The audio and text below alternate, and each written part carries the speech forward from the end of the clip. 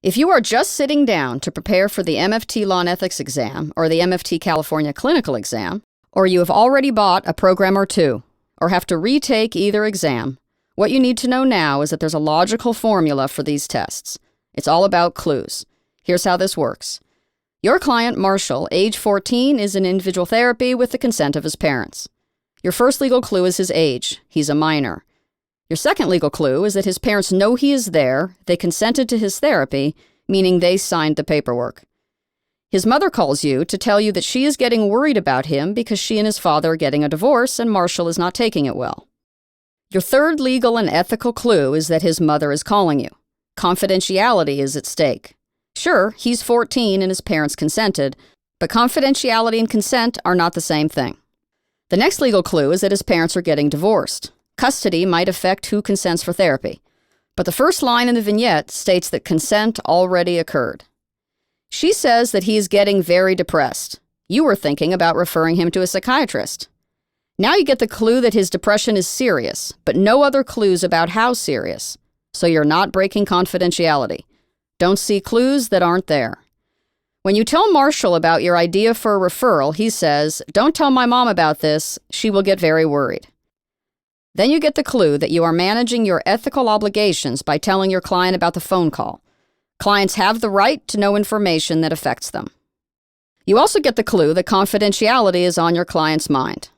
Then you get to the question. Always rely on the question for clues. What is your ethical obligation? This question is telling you that your answer must be from an ethical perspective. If any answer choice is a legal obligation, avoid it. It is also telling you that if all the answers are ethical, you have to pick the best one. Give Marshall's mother the name of the psychiatrist with limited information about his state of mind because he's in therapy with parental consent. Ethically, you might give Marshall's mother the name of the psychiatrist because you have an ethical obligation to advance the client's best interests, and if he needs more care, you would suggest that. However, you are not giving her information about his state of mind because to do so would break confidentiality. Tell Marshall about the limits of confidentiality and how you handled the phone call. This answer choice does two things. It addresses the client's concerns from the vignette, and it answers the question. Ethically, you are obligated to inform your client of the limits of confidentiality.